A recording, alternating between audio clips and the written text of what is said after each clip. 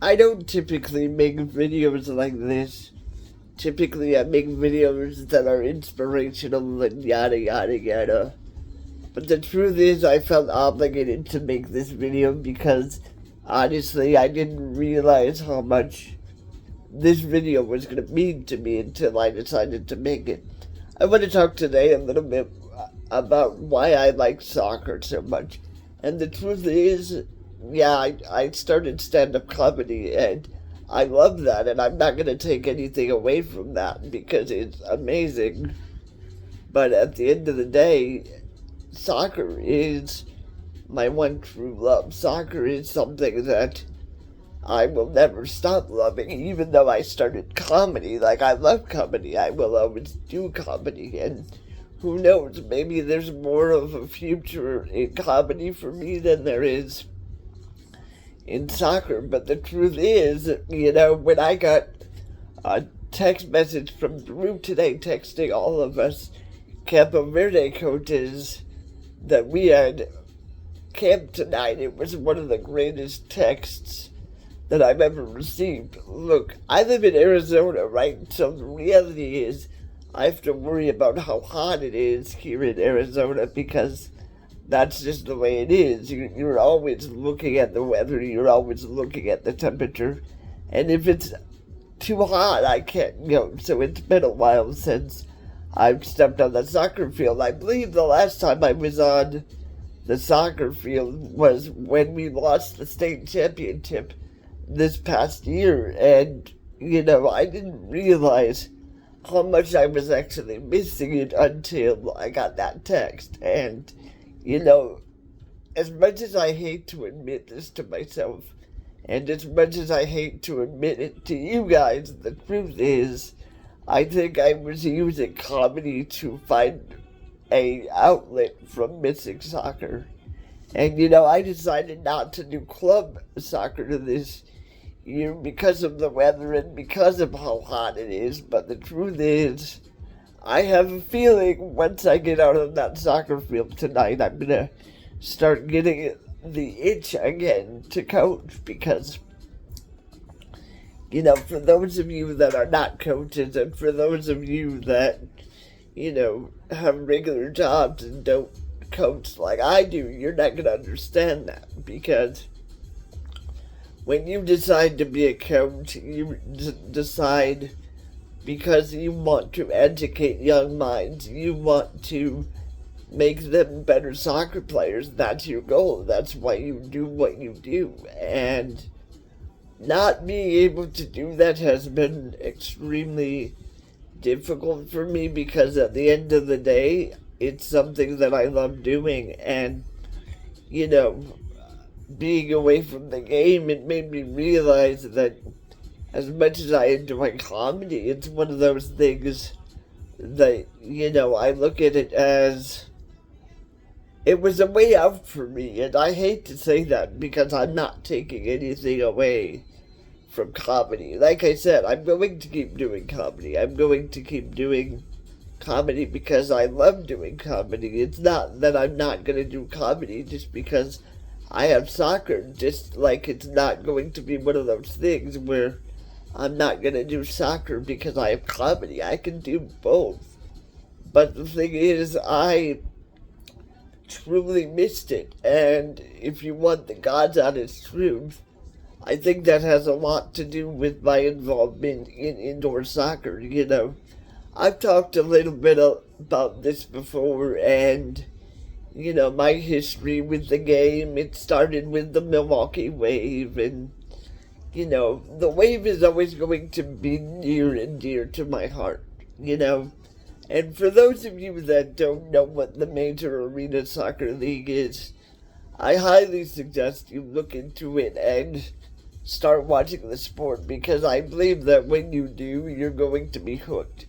And so, when I talk about why I love the game of soccer so much, a big reason why is because I grew up with the Milwaukee Wave. I started going to games when I was 5 years old, and, it was one of those things that I really wanted to once I started going to games and interacting with the players and getting to know them, I truly wanted to, you know, further my education in the game of soccer, if you will, because, you know, it was one thing being a fan, it was one thing cheering on your team, but I looked at games very differently. I looked at the intricacies of every game. I looked at the passes that were available that weren't being made. I saw if a guy wasn't making a run down the wing.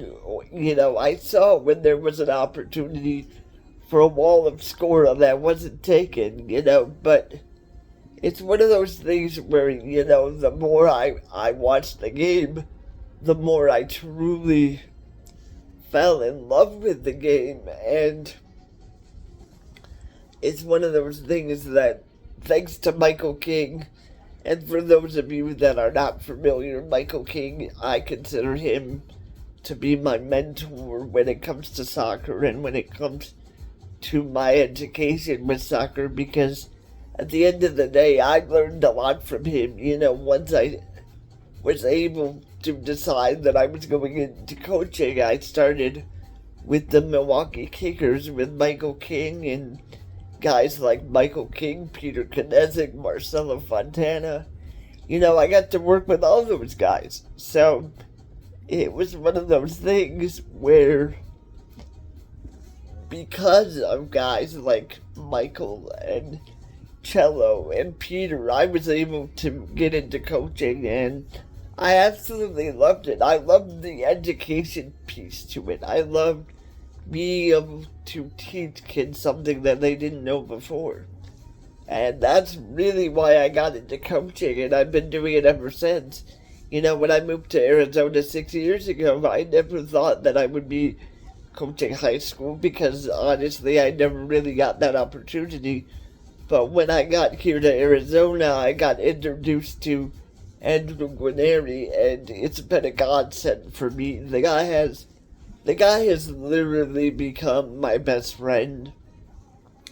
But it's so much more than that, if I'm going to be honest with you. It's been one of those things where, you know, I've been able to learn the game differently than I did in Wisconsin. And that's not taking anything away from guys like Michael or Peter or, you know, Cello. But the thing is, at the end of the day, it was one of those things where learning from a guy like Andrew was really different for me, because he taught me in a way that it was really easy to understand what he was saying. And the thing about him is, when he teaches you something, he's not afraid to say, hey, you fucked up. And that's great, because sometimes I need people to kick my ass. Because when I started doing this coaching thing,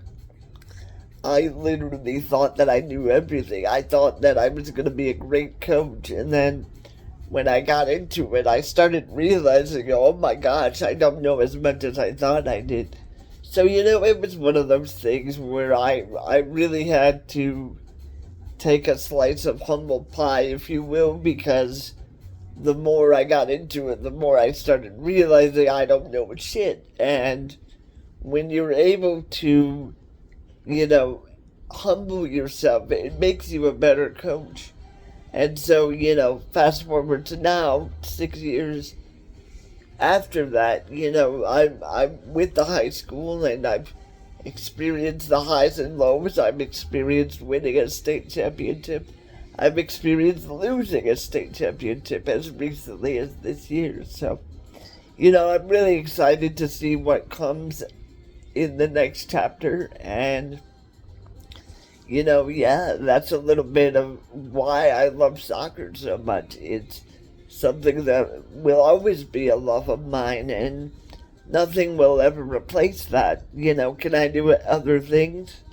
Yeah, of course I can do other things. No one says you have to love one thing. But that's just a little bit of why I love soccer. I just wanted to give you that little bit of insight, but I will see you guys later. Peace.